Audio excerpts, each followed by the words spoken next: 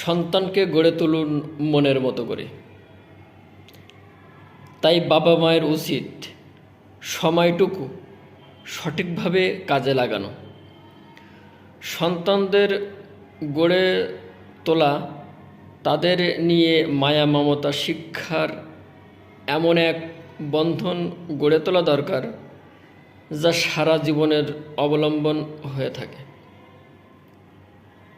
ভালো বাবা মা হওয়ার জন্য সন্তানকে ছোটবেলা থেকে কয়েকটি বিষয় শেখাতে হবে এবং নিজেদেরও এগুলো চর্চা করতে হবে। 1 নাম্বার, সন্তানকে শেখানোর আগে নিজে শিখুন।